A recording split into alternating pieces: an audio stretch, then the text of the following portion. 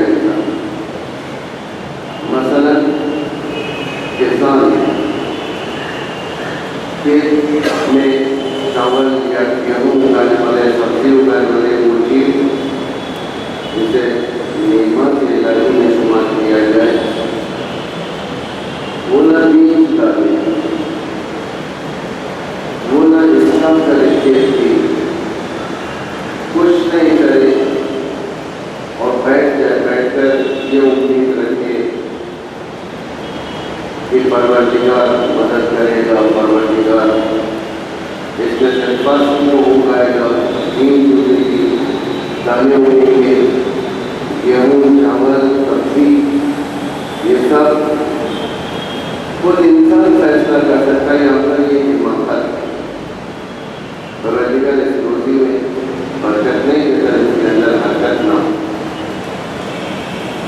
اگر انسان خود محنت کرے، فصل کو اگانے کے لیے بیج بوئے، کاشتکاری کرے،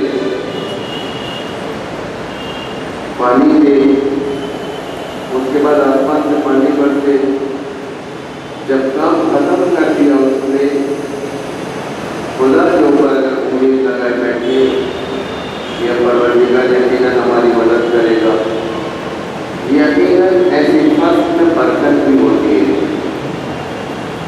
کیونکہ محنت کیا، صرف دعا سے کام نہیں چلنے والا. محنت کیا، وہ کسان جس نے بیج کو نہیں بویا، اس کے بعد سارے گھر والوں سے کہہ رہے کہ آؤ بیٹھ جاؤ، ہم نماز پڑھیں گے، دعا کریں گے، مناجات پڑھیں گے، اسماء الہی کا وسیلہ پیش کریں گے، اہل بیت کا وسیلہ پیش کریں گے، بارگاہ میں پیغمبر کو وسیلہ بنائیں گے تاکہ ہماری بات اگ جائے. لاکھ نام بھی پیغمبر کا لے لیں، پیغمبر آخر الزمان کا لے لیں، لاکھ نام بھی اہل بیت کا لے لیں، وہ فصل اگنے والی فصل نہیں ہے، اس لیے کہ اس نے محنت نہیں کیا ہے. اسلام تمہیں ایک ایسے مقام پر دیکھنا چاہتا ہے کہ تم محنت ایک ایسی حرکت انجام دو جو حرکت جہادی ہے، ایک ایسی حرکت جس کے اندر پروردگار تمہیں اپنی کرامت سے اس میں برکت عطا کرے. واضح ہے کہ یہ دین ہمیں کوئی فری میں نہیں ملا کہ ہم آسانی کے ساتھ جیسی مرضی چاہے اس مرضی سے اس دین کے ساتھ کھیلواڑی کریں، اور ایسے ایسے طریقوں کو ایجاد کریں ہم دین کے اندر جس سے دین نہ صرف عزت کا مقام بلکہ دنیا والوں کے سامنے ایک تماشا بھی بن سکتا ہے. دین ایک لاجیکل مذہب ہے، ہمارا دین ایک لاجیکل مذہب ہے. بہت سارے جگہوں پر دین کو سمجھنے میں کوتاہیاں پیدا ہوئی، بہت سارے جگہوں پر ہم نے دین کو نہیں پہچانا. عبادتوں کی حقیقتوں سے آج بھی ہم غافل ہیں. ہم سب یہ نہیں کہ صرف عام عوام، حتیٰ ہم لوگ اس منزل پر نہیں جو منزل پروردگار اپنے بندے کو دکھا رہا ہے عبادتوں کے ذریعے سے. نماز مومن کی میراث ہے، لیکن اس میراث سے ہم لوگ غافل ہیں، اہل ایمان غافل ہیں. نماز مومن کی میراث ہے، لیکن یہ میراث ہمیں سمجھ میں نہیں آئی حقیقت یہ کیسی میراث ہے. صرف ہم نماز پڑھتے ہیں، چلے جاتے ہیں. روزہ نہ جانے روزے کے اندر کتنے مادی فوائد اور معنوی فوائد ہیں. انسان کو مادی فوائد کے پیچھے حتیٰ مادی فوائد کی حقیقت نہیں معلوم ہے، اس منزل پر بھی حامل نہیں ہے. معنوی فوائد تو ہم جاننا ہی نہیں چاہتے باتوں پر. ایک استغفار کے اندر کتنے فوائد ہیں، معنوی فوائد کتنے، مادی فوائد کتنے، یہ ہم نہیں جاننا چاہتے. جبکہ پروردگار ہر چیز روشن طریقے سے بیان کر چکا ہے. سورہ نوح کے ایک استغفار کے کتنے فوائد. اگر تم استغفار کرو گے خدا گناہ معاف کرنے والا، یہ معنوی فوائد ہیں. اس کے بعد پروردگار کہہ رہے ہیں کہ میں تمہارے مال میں، اولاد میں، تمہارے باقات میں اضافہ کروں گا. یہ مادی فوائد کے باوجود ہمیں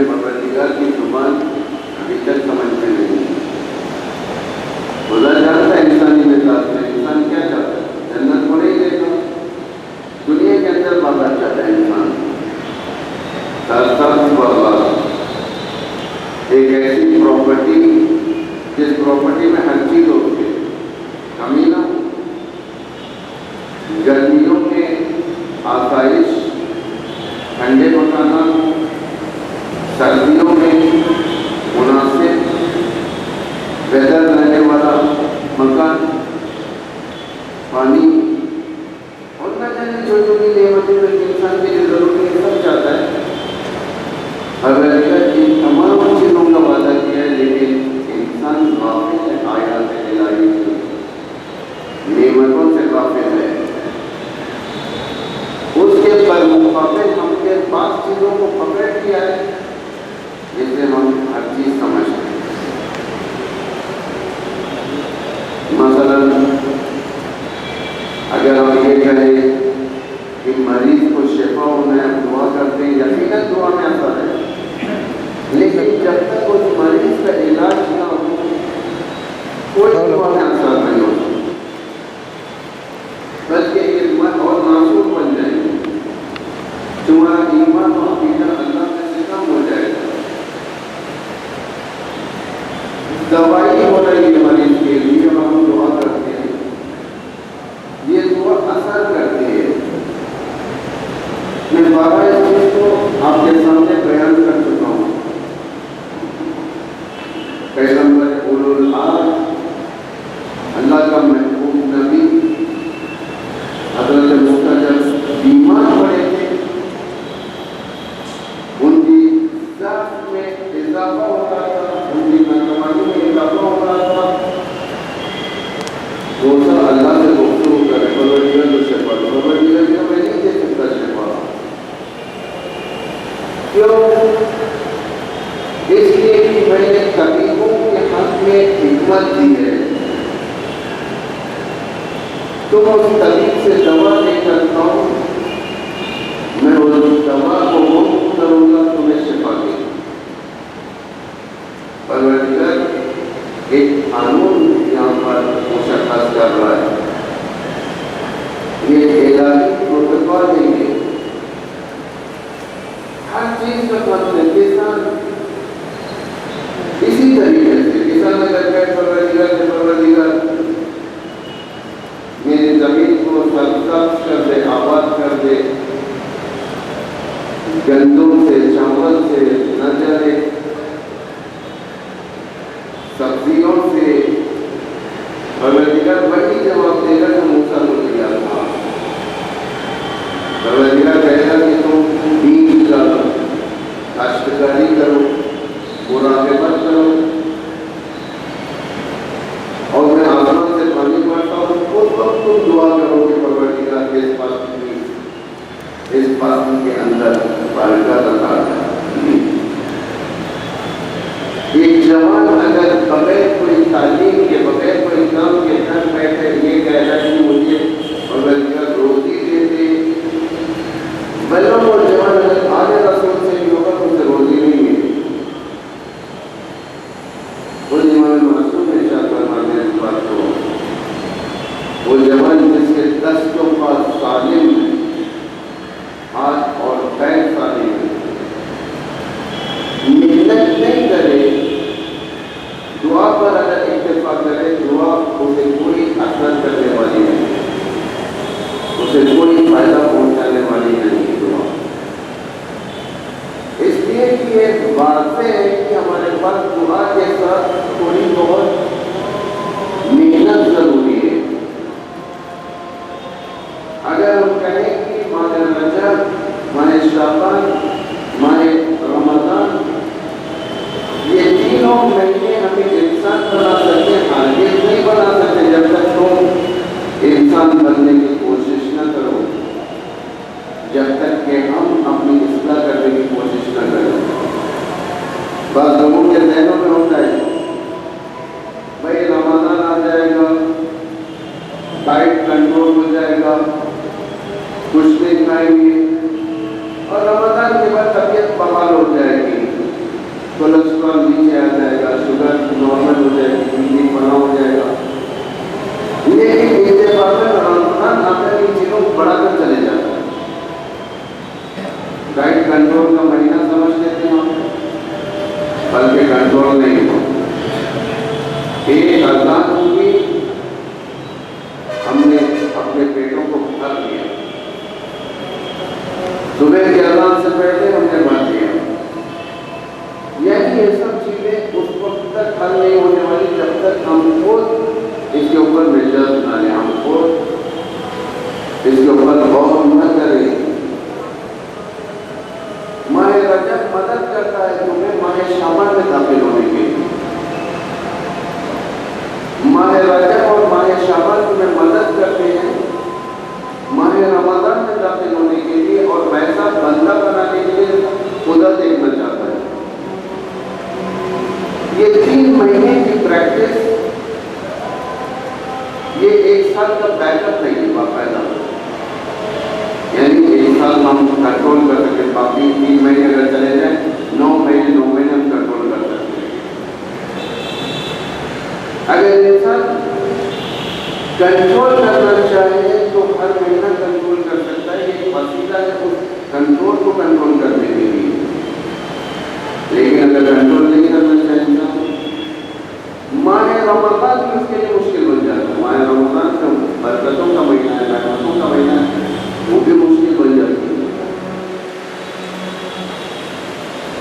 شب جو تقدیروں کی راتیں، وہ تقدیروں کی راتیں بھی اس کی زندگی میں سپورٹ نہیں کریں۔ اگر ہم چاہیں گے کہ صرف دعا کے ذریعے سے ہر چیز ختم کر دیں، دعا کے ذریعے سے ہر چیز، دعا کے ساتھ محنت بھی ضروری ہے۔ عراق کے حالات، سیریا کے حالات، بلاد اسلامی کے جو حالات ہیں، اگر دعا اکتفا کرتی، یقیناً اگر قدرت الہی اکتفا کرتی تو ساری دنیا کو پریشان ہونے کی ضرورت نہیں تھی۔ ویسے قدرت سے ایک عذاب آیا، آسمان سے ایک عذاب نازل ہوا، صاعقہ آسمانی نازل ہوا، یا پروردگار ابابیل کی طرح بھیج دیا پرندوں کو پتھروں کے ساتھ، ایک حملہ، سارا لشکر بھوسا بھوسا ہو گیا۔ نہیں ہے اس طریقے سے، چونکہ وہاں پہ اہل ایمان مسلمان ایک جٹ ہو کر اتحاد کے ساتھ، باقاعدہ تدبیر کے ساتھ، پلاننگ کے ساتھ جب دشمن کا مقابلہ کر رہے ہیں، اس وقت نصرت الہی آتی ہے۔ اگر ہم کہیں کہ ہم بیٹھ جا کر نہیں کوئی مثال کے طور پر، یہ تو ہمارے ذہنوں میں نہیں ہے، اللہ کی مدد سے آپ لوگ بھی جانتے ہیں، آپ لوگ بھی دعا کرتے ہیں وہاں کے لیے، اور ساری دنیا میں دعائیں ہو رہی ہیں۔ بعض لوگوں کا عقیدہ تو اہل بیت کے اوپر ہے، وہ اندھا عقیدہ ہے، ہو سکتا ہے کہ عقیدہ انہیں بہت بڑا نقصان پہنچائے۔ اس میں اتنی ضرورت امام علی کے روزے پر حملہ کرنے کی، کچھ نہیں ہوگا، روزہ محفوظ ہو جائے گا۔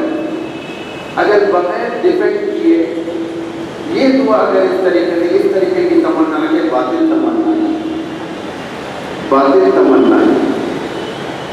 اگر لشکر اسلام فرض کرو اس طریقے سے سوچو، تھوڑی دیر کے لیے سوچو، بولو باطل فکر ہے یہ۔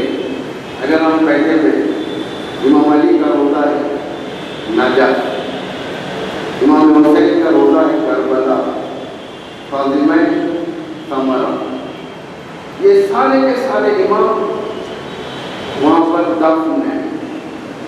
دشمن آ گیا، روزوں پر حملہ کرنا چاہتا ہے، اور اس وقت عذاب الہی نازل ہو جائے، نہیں ہوگا۔ اس وقت گنبد ٹوٹے گا، حرم ٹوٹے گا، زمین مسمار ہوگی۔ اس طریقے سے بچانے والے نہیں ہیں، پروردگار نہیں کرے گا ہم پہ مدد۔ اگر پروردگار کو مدد کرنی ہوتی، امام زین العابدین روز اول کڑیوں میں نہ ڈائریکٹ مدد ہونی ہوگی، جناب زینب بیوی کا نہ ہو، باقی نہ ٹوٹا، دیگر امام زندہ نہ جاتے۔ پروردگار اس کا مطلب یہ نہیں کہ اماموں کو زندہ میں لے کر پروردگار خوش ہے، نہیں، اس طریقے سے نہیں ہے۔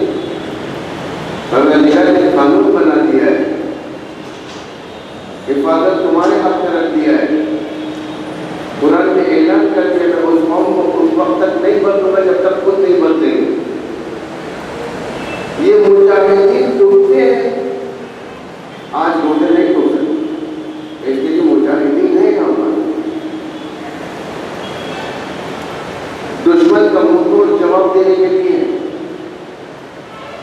جس وقت انہدا میں بقی ہوا تھا 1928 میں، اس وقت مجاہدین نہیں تھے، انقلاب اسلامی نہیں تھا، ولی فقیر کا ایک کانسیپٹ صرف ایک مارشلٹ میں رہ چکا تھا۔ اس وقت اسلام کے پاس اتنی قدرت نہیں تھی کہ کوئی اسلام کو لیڈ کر سکے، کوئی اسلام کو رہبری کر سکے اس دور غیبت میں۔ اس وقت حزب اللہ نہیں تھی، اس وقت جیش المہدی نہیں تھی، اس وقت بسیج نہیں تھے، اس وقت اسلامی انقلاب نہیں تھا۔ یقیناً بقی کے اس موقع پر سارے دنیا کے مومنین نے دعا کیا ہوگا، لیکن دعا اثر نہیں تھی، اس لیے کہ کوشش نہیں ہوئی تھی۔ بقی آسانی سے انہوں نے توڑا اور آج تک بقی اسی پوزیشن میں ہے جو اس دور میں بقی کو توڑا گیا تھا۔ لیکن آج کا یہ دور 2014 اور 2012 جو آپ کے سامنے سے گزرا، یہ آنے والا ادوار 2016 اور 2018 یا اس کے اوپر، اب یہ دور 1928 کا دور نہیں ہے کہ لشکر اسلام ہاتھ سے ہاتھ رکھ کر خاموش بیٹھے رہے یا لشکر اسلام کا وجود نہ ہو اور بقی جیسے دوسرے روزہائے مقدس حملے میں آ جائے۔ آج کا دور ریٹیلیشن کا دور ہے۔ اگر دشمن ایک کنکر بھی مارے گا، اسلام پتھر کے ذریعے سے جواب دے گا۔ اگر دشمن اس وقت اس دور میں، جبکہ امام کی غیبت میں ایک ولی فقیر ساری دنیا کے مسلمین کو ادارہ کر رہا ہے، اس دور میں اگر دشمن گندی نگاہ بھی اگر اسلام کی طرف کرے گا، اس وقت لشکر ولی فقیر اس کی نگاہوں پر چیر دے گا۔ یہ دور وہ دور ہے، یہ دور بڑے بڑے پلانر جو پلان کیا کرتے تھے اسلام کے خلاف، اسلام کی تدبیروں کے سامنے، اسلام کے تمام تدابیر کے سامنے ان کے سارے پلاننگ فیلئر ہونے کا دور ہے۔ بلدیہ خود کہہ رہا ہے اللہ خیر الماکرین، خدا بہترین پلان کرنے والا ہے۔ لیکن یہ سب کب ہو رہا ہے؟ جس وقت لشکر اسلام حرکت میں، جس وقت لشکر اسلام باقاعدہ جھوٹا ہوا ہے لشکر کفر کو شکست دینے کے لیے، یہ اس وقت ہو رہا ہے۔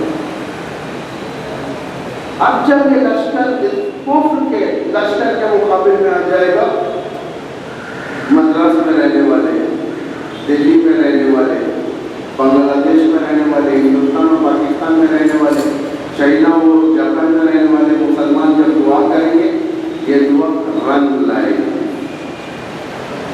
اب یہ دعا اثر کرے گی۔ یہ عقیدہ باطل ہے کہ امام خود اپنی حفاظت کر لے گا کربلا۔ وہ دور ابرہے کا دور تھا جب عبد المطلب نے کہا تھا کہ مجھے میرے اونٹوں کو واپس کر دے، خانہ کعبہ کا رب حبیب۔ اس دور میں بادشاہ نے خانہ کعبہ کو بچایا تھا، اس لیے کہ ایک سائن، ایک علامت جو اسلام کی کامیابی کی علامت ہے، خانہ خدا اس وقت کہیں ایسا نہ کہ اسلام کی پیدائش سے پہلے مر جائے اور اسلام ضعیف تر ہو جائے، اس وقت بچایا تھا پروردگار نے خانہ کعبہ قدرت سے، اپنی قدرت سے۔ لیکن 62 ہجری میں خانہ کعبہ نہیں بچا، جبکہ اسلام کامل ہو چکا تھا، پیغمبر کا دور ختم ہو چکا تھا، امیر المومنین کا دور ختم ہو چکا تھا، 61 ہجری میں کربلا ہو چکی تھی، یزید کا لشکر امام حسین کو شہید کر چکا تھا۔ 62 ہجری یہ خانہ کعبہ کعبہ نہیں بچا تھا، دوبارہ جلا دیا گیا تھا، اللہ نے نہیں بچایا یہاں پر، اس لیے کہ مسلمانوں کو بچانا تھا یہاں پر، لشکر اسلام کو بچانا تھا یہاں پر۔ اس وقت پروردگار نے معصوم کی حفاظت کی، پیغمبر کی حفاظت کی یہود جیسے دشمنوں سے، لیکن بعد میں پروردگار امام حسین کو جنگ کے کربلا میں کوئی لشکر فرشتوں کا نہیں بھیجا وہاں پر، جیسا بدر میں بھیجا 313 مسلمانوں کی مدد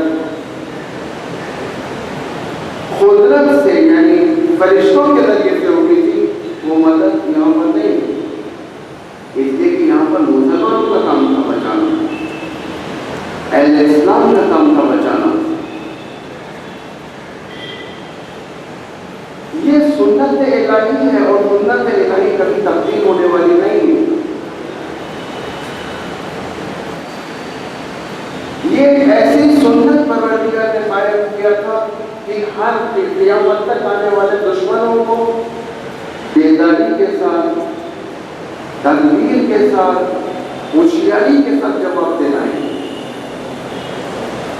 ہاتھ پہ ہاتھ رکھ کر بیٹھیں گے 1928 دوبارہ ریپیٹ ہو سکتا ہے۔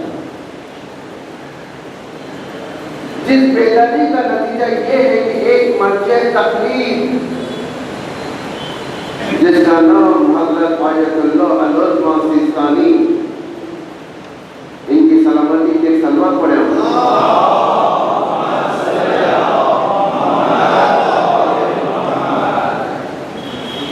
ان نے بصیرت کے ساتھ ایک فتویٰ 2 ملین والنٹیئر روڈ پر آ کے حملہ کرنے کے لیے ٹیررسٹ پر، یہ کتنی بڑی کامیابی اسلام کی ہے۔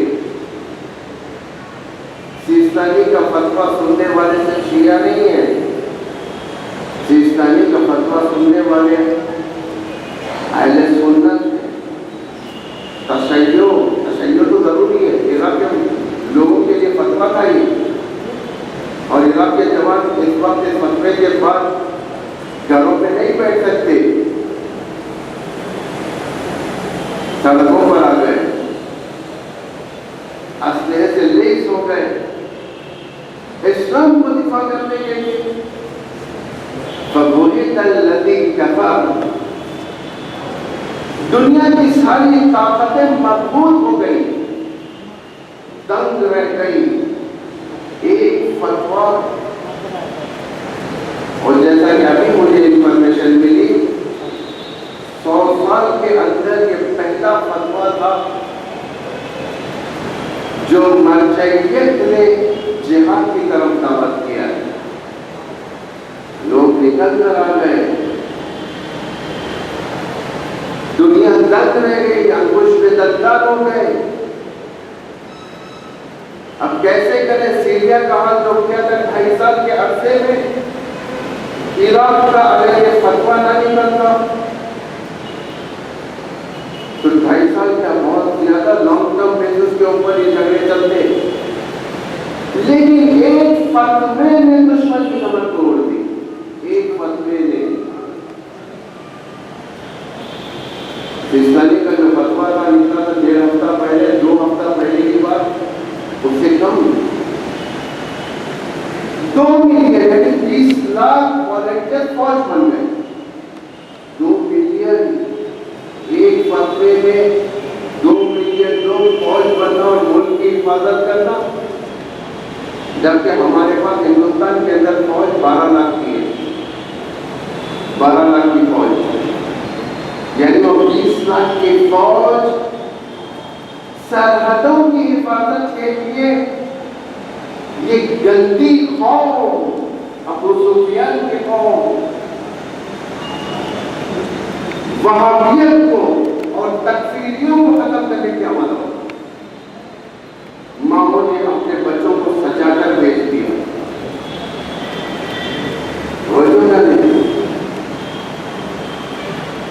یہ چند سال پہلے جس وقت ایران کے مسئلے میں ایران اور عراق کی جنگ تھی، امام خمینی نے دفاع کا حکم دیا تھا، وہ دفاع کا ہو، یہ جہاد کا حکم دیا یہاں پر آقا سستانی نے. تو دنیا کے مسلمانوں کو آزاد نہیں ہو رہی تھی باتیں. امام کو صرف اجازت ہے جہاد کو حکم دینے کی. یہ کیسے ان لوگوں نے دے دیا جبکہ ان کو مسئلہ ہی نہیں معلوم تھا اس دور میں. جہاد دو لوگوں کے